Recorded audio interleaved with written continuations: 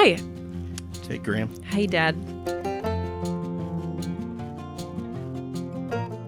I work with an environmental policy organization called Environment America, and you work with The Center for Rural Strategies, and my particular function is to edit a news site called the Daily Yonder. And we started talking, which we do sometimes, about rural America and solar because Environment America released this report called Shining Cities, sort of highlighting the top cities in the country for solar. It's really this exciting report where you can celebrate all this great progress and think about all the work that's been done and all the work, that we can do. But all of these cities, whether you look at it per capita or total, are really large urban centers. So the question came up, why should rural be part of the conversation, and why should we be encouraging the growth of solar and focusing on the growth of solar in the rural sector as well as urban? That's a great question. And I got to say this up front. I'm not a renewables, anything approaching expert. I just have kind of a general journalist knowledge of it. So about 20% of the U.S. population lives in what we could call a rural area, and that's somewhere around 45 million people. But that 20% lives in an area that represents over 90% of the land area. So my first thought about rural and renewable is that you got to put it someplace. That's one thing. You've got to include rural because that's where the land is. And then there's the question of fairness. You wouldn't start a program and say, we're going to leave 20% of the population behind.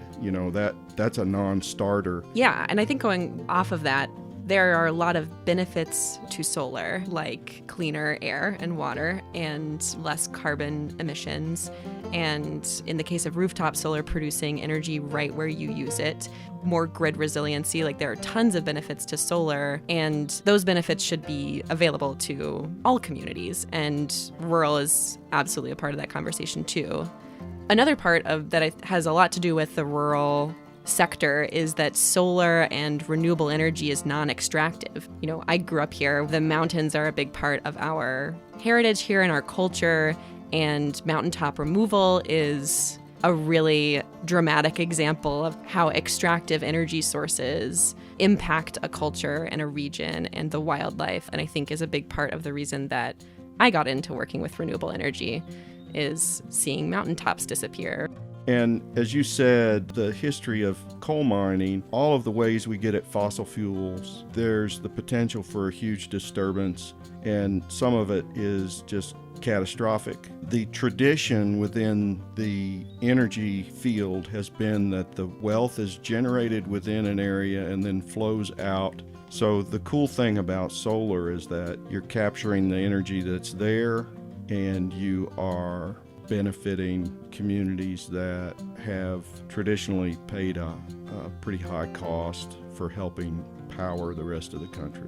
And I think part of the reason that rural communities don't get highlighted in reports like Shining Cities and aren't included, even though there is really cool stuff going on in the rural sector, because it just looks different than it does in urban centers. And what does progress look like in the rural sector when it comes to solar and renewables? So where you were born, we lived near a town, Isom.